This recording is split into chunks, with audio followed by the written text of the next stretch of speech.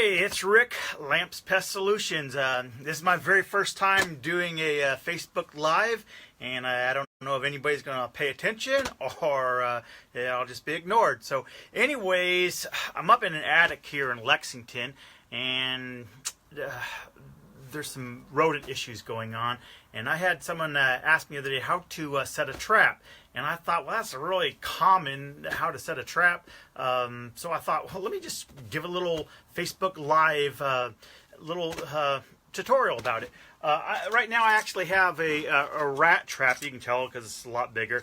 And I think the thing that people are always nervous about with rat traps is that they're going to snap their finger and hurt themselves. And I fully understand that, because if that gets your finger, it could definitely do some serious damage on it. And if not damage, it'll definitely hurt. So I'll tell you, the best way that I know of setting a trap without getting your fingers is not to get your fingers in the snap zone. And simple as that. But people are kind of fearful about it. I have never, ever snapped my finger on a snap trap, whether it's a mouse trap or a regular one for rats. And the reason is because I'm aware of where the snaps are at. If you always hold it from this angle here, you never get your hand in this direction here, you'll never get hurt. Now I will say this, I have snapped my finger when I'm just kind of fooling around, like something like here, I'm just not really paying attention to what I'm doing, and I snap it, never on a rat trap, but a mouse trap for sure.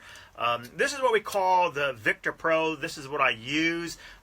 This is my favorite tool for it. This is, like I said, for rats. I use the mice ones too. The pros are the ones that have this, some people think it's a piece of cheese, but it is not. It's just a wider platform. The ones that I think most of you can get in the stores are just a little piece of metal here, and they snap up on here, and it works. But this one's a lot easier for to catch one, and the reason is because the little one, a mouse can get up a little bit closer to the bait, the lure, and nibble off of it and get away. But with this one, they have to literally get on top of it and to get into the food. And I can't say they have to, because sure enough, sometimes they do get away with it. So, but let me explain to you the best way to set one. Hold it back from this angle right here. With a mouse trap, it's a little bit smaller, so it's a little bit easier for you to do it. But you pull it all the way back. Okay, just pull it back like this. Just pull it back and hold it with your thumb. That's how I do. Just hold it with my thumb. It's not going to hurt you as long as you're holding it. Take the trigger, okay, and place it here, and I'm just going to show you, okay.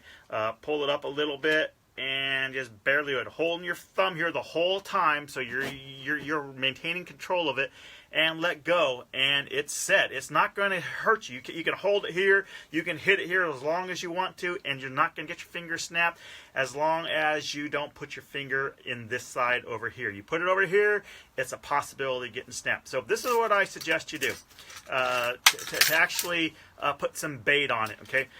Some of the mistakes I see people do when they put bait on their thing, and I'm not talking about poison bait.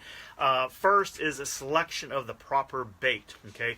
The proper bait would not be cheese. For some reason, people think mice, rats love cheese. They may eat it, but more often than not, they'll go find something else.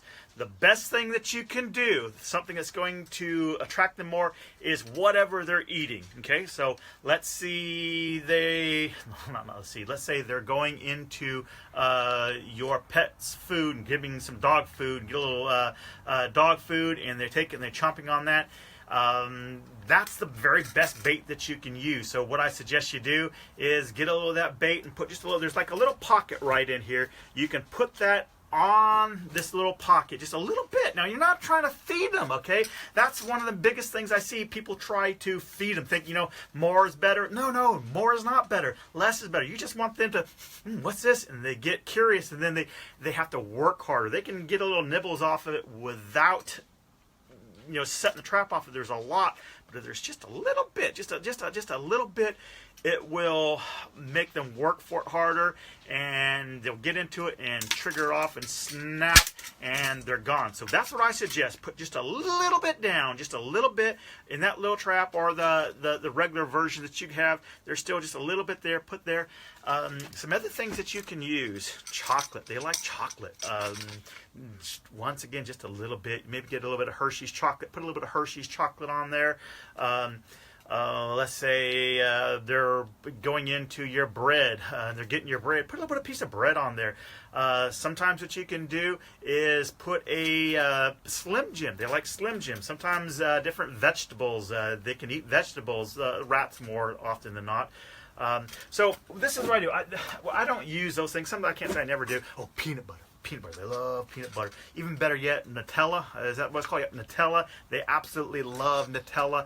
Put just a little dab of Nutella. That's I think it's hazelnut and chocolate mixed together. It just smells yummy to me. So they just go crazy over it. I don't use that. I try to stay away from anything with nuts in it because there's so many people with nut allergies nowadays, and just I don't need to use it. So I use a professional lure. I just put just right there. That is enough. I don't know if you can see it or not there, but it's just a very, very little bit.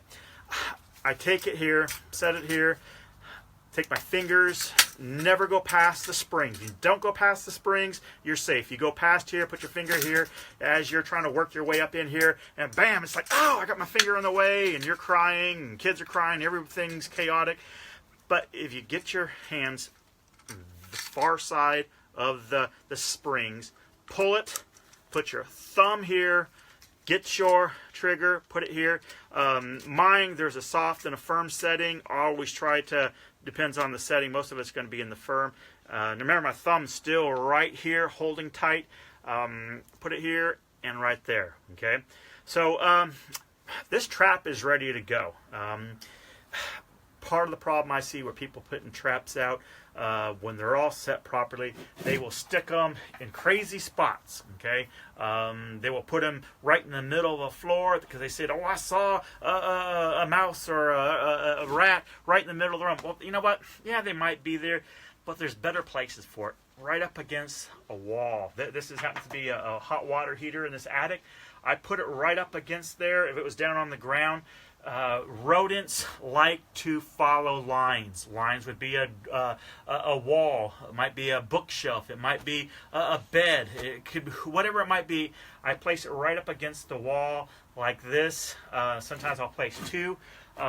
With rats, mice, they both are very good at climbing. They can climb up to here without no problem at all. So sometimes what I'll do, I will take a screw and screw that right into the wall. If I know a rat's coming, there's like a hole. I don't know if you can see it here, but there's a hole going up into this attic area, into the roof up there. So if I know that there's a rat, and what I'm looking for gnaw marks, where they've actually gnawed. Rodents actually means to gnaw.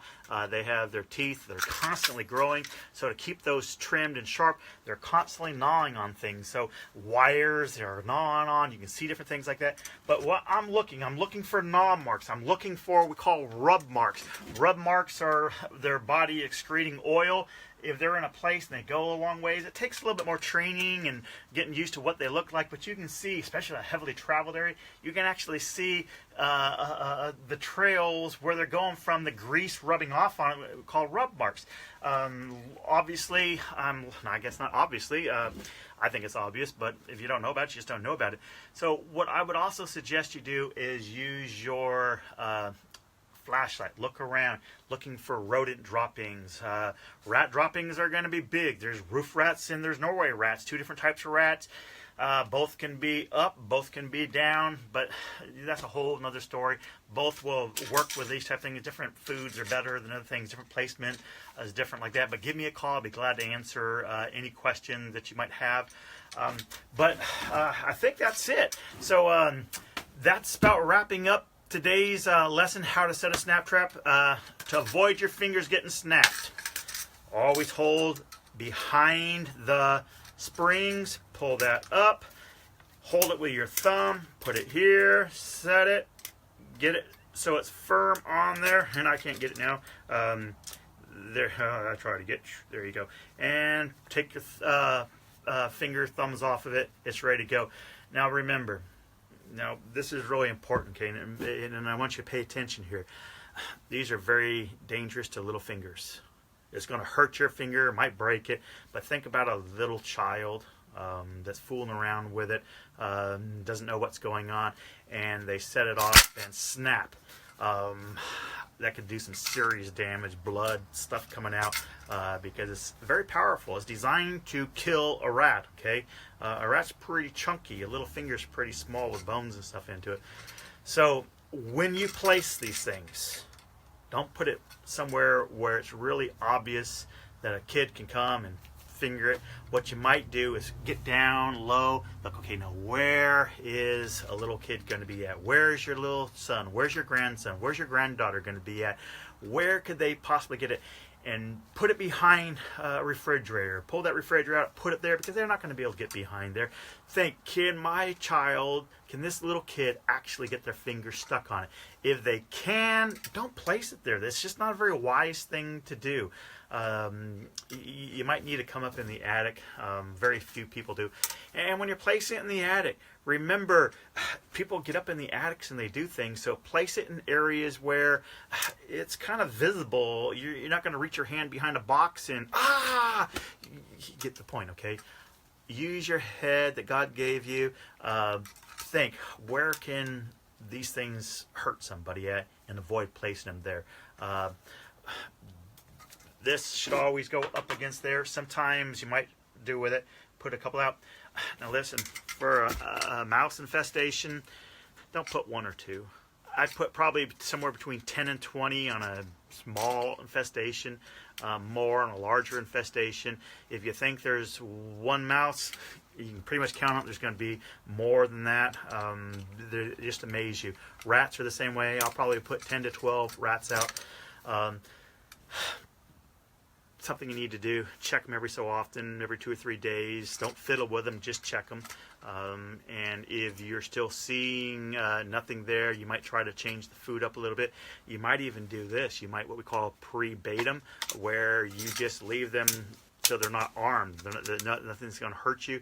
They're there, and they come get used to the food. You keep on putting new food in there, and maybe a week later you set this up, you go, and that mice not necessarily, they're really inquisitive. Rats are kind of shy of new things, but you put that up there for a rat, it's used to it, and it comes up there and it's like boom, and it's over with for that rat. So anyways, my hope is that you don't want to do it yourself, and you'll give me a call and I'll do it for you.